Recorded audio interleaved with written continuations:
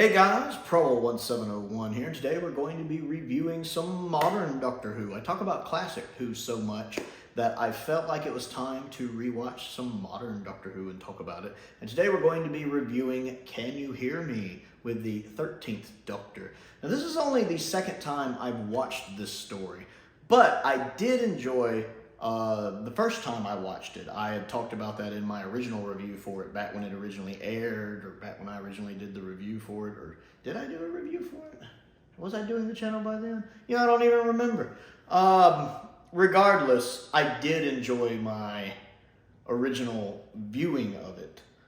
It is one of the stronger Whittaker era stories, I felt. And I've always talked about how even though I'm not the biggest fan of 13 or Chibs or the Whittaker era, that I do like series 12 for the most part a lot, you know, finale aside and one or two episodes aside. I think it's very consistently strong.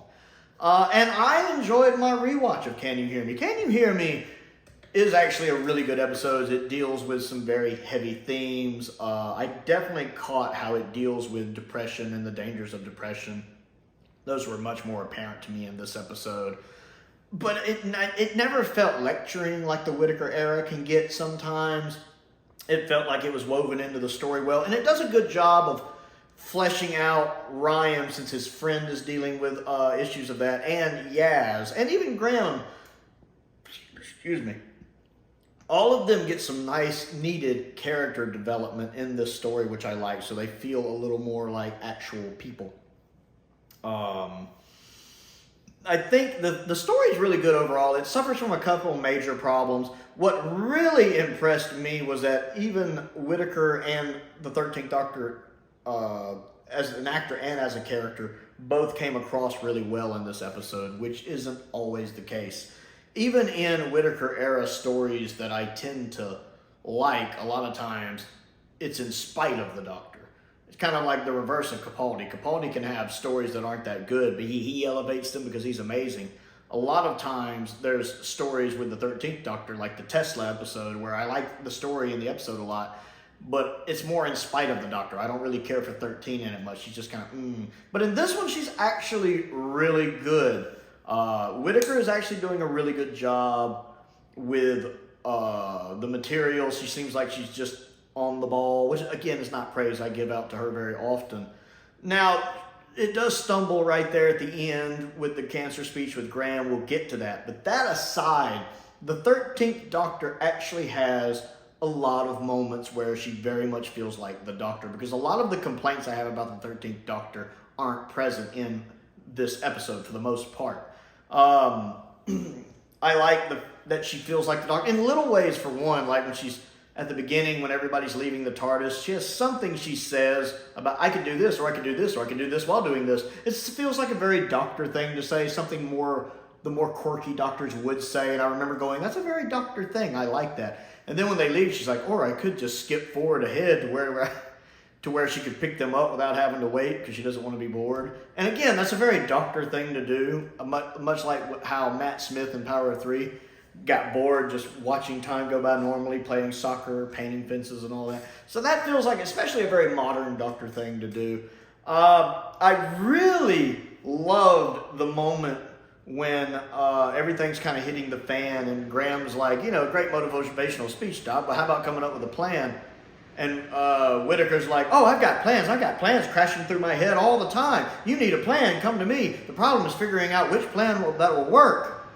That's a very Doctor thing to say. I actually will admit, I made a mental note when she said that. I was like, that is definitely something the Doctor would say.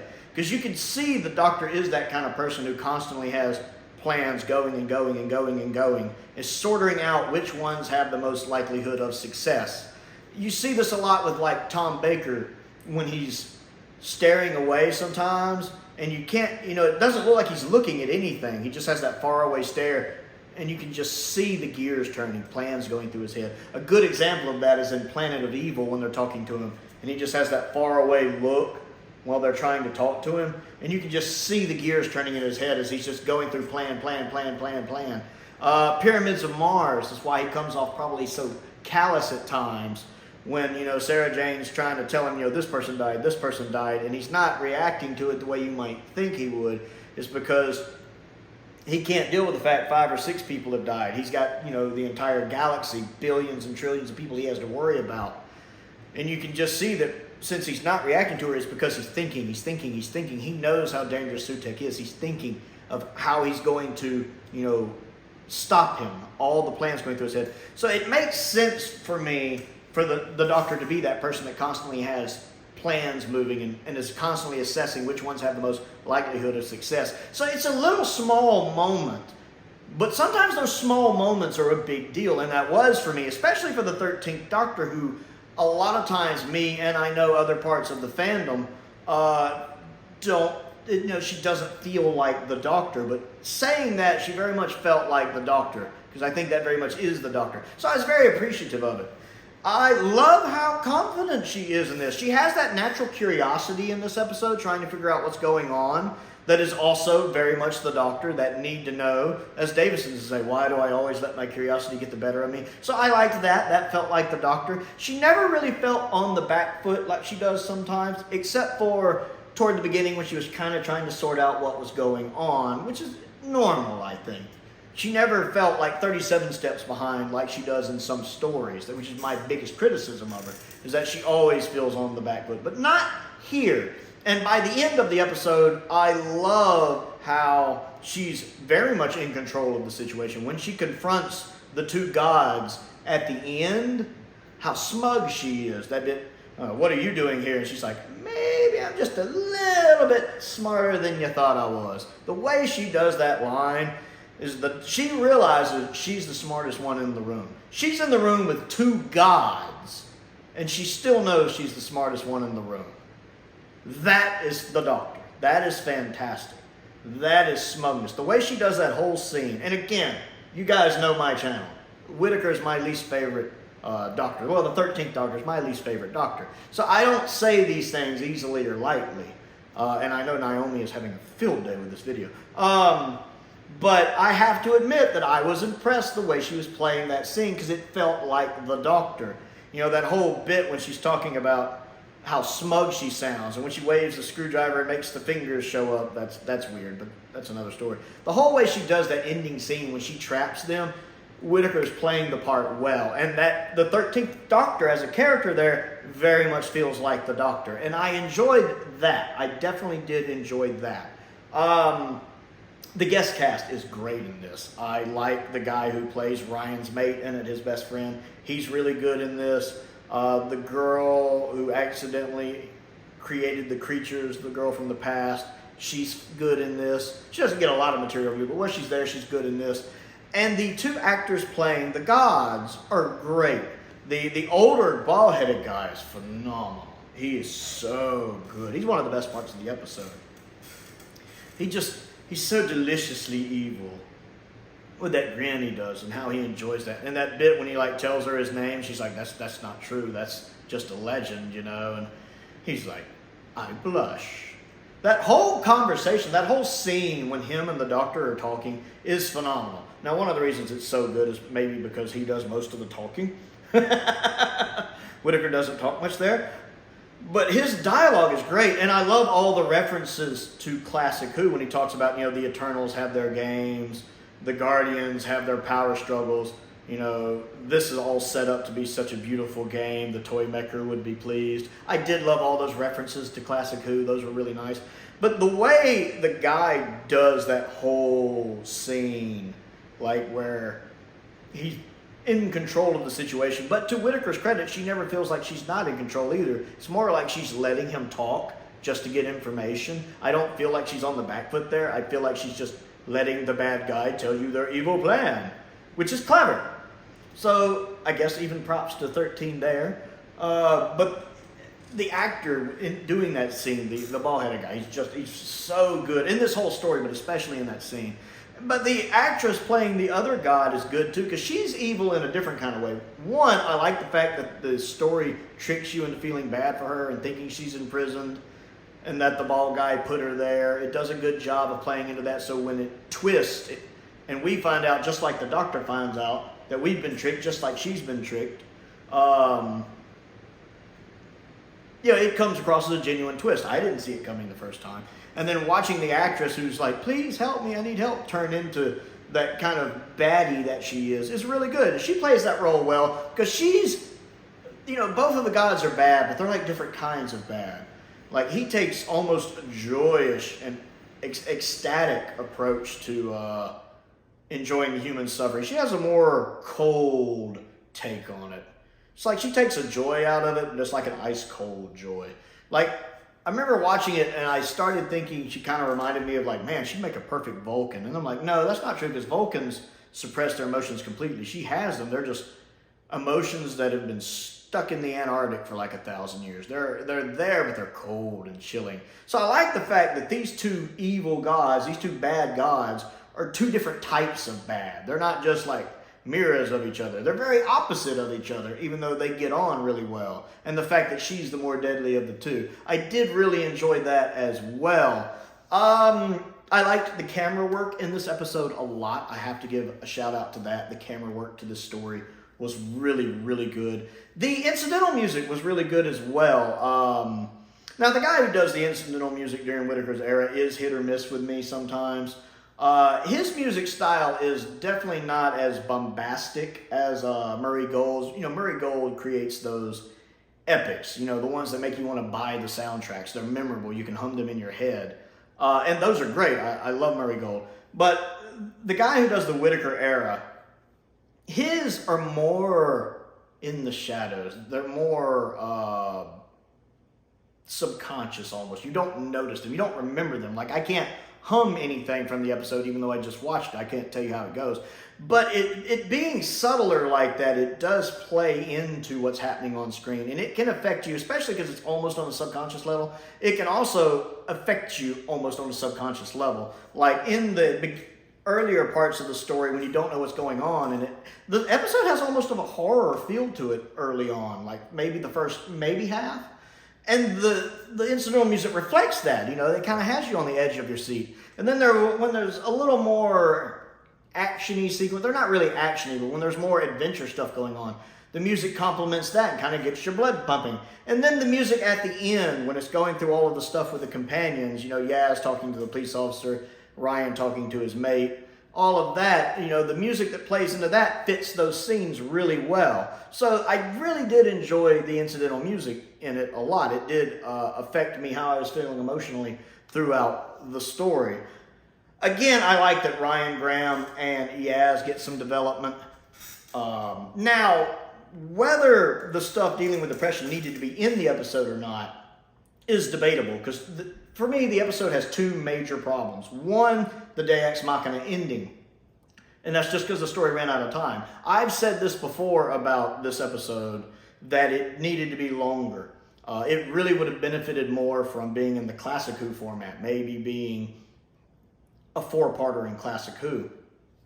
Because there's a lot of good stuff going on, but you go through everything at the beginning, figuring out what's going on. Then you get to the crux of the doctor trying to free her from the prison. Then you get the twist. By the time you get that far in, especially since you still have to do the wrapping up stuff with the companions, it means you don't have enough time for the doctor to fix things. So you kind of have to Deus Ex Machina the ending. And the story does suffer from that, because how does she Deus Ex Machina the ending? She hacks the fingers. Of course, because the guy and the woman, the gods, can make their fingers detach and go into people's ears and put them into a dream state and basically steal their nightmares. And the screwdriver hacks their fingers. And that's just silly.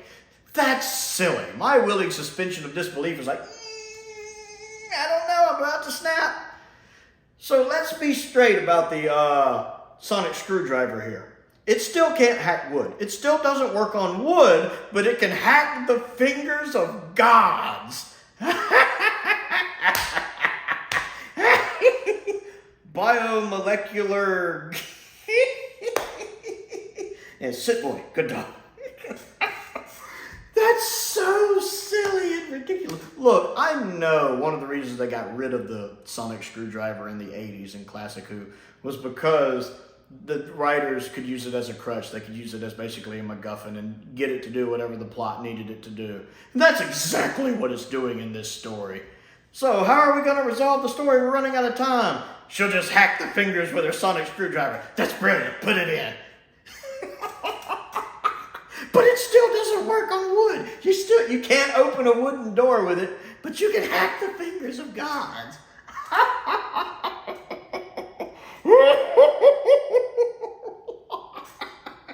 And that's just ridiculous. That's absolutely ridiculous.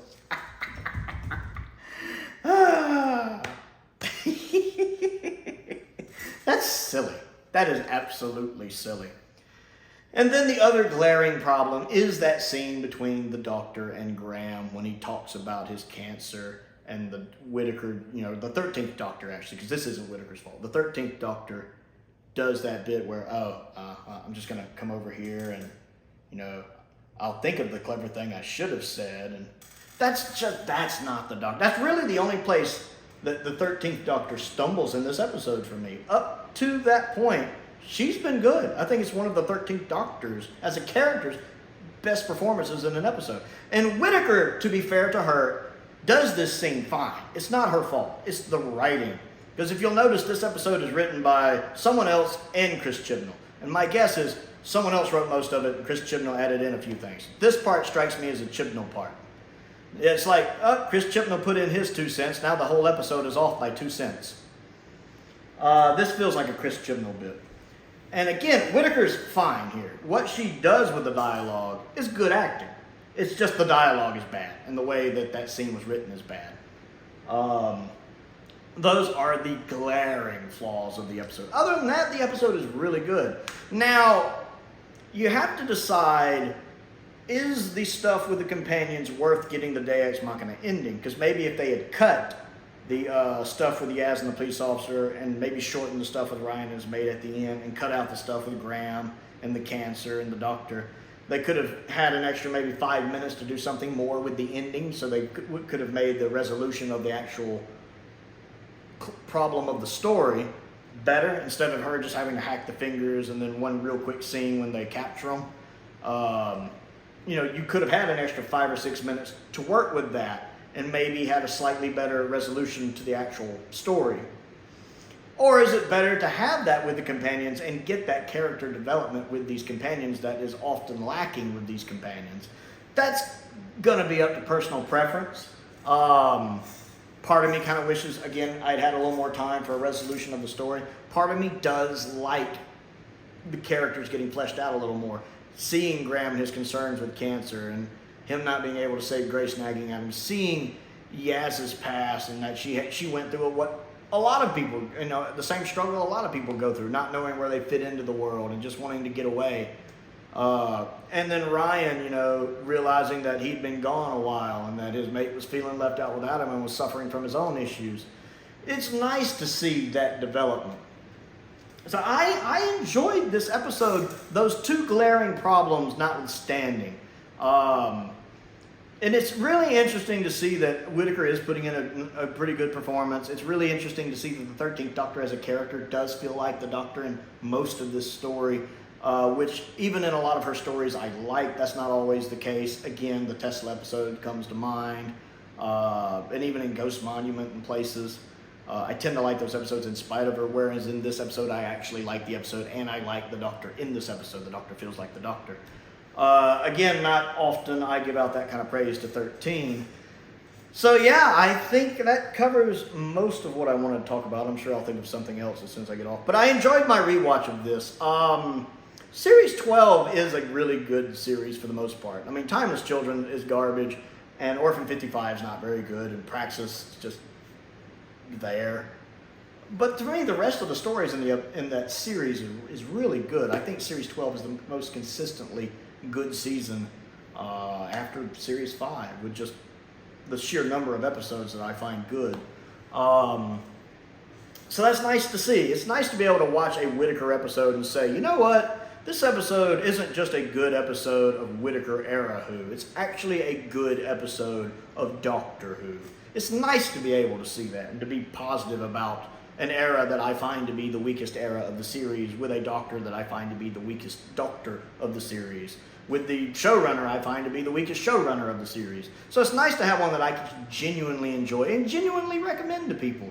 If you haven't watched it in a while, give it a rewatch. See what you think of it. Or if you've never watched it, give it a shot. You know, I'm very critical of that era, and I liked it, so give it a shot. See what you think of it. So, can you hear me? 7.8 out of 10, maybe even 8 out of 10.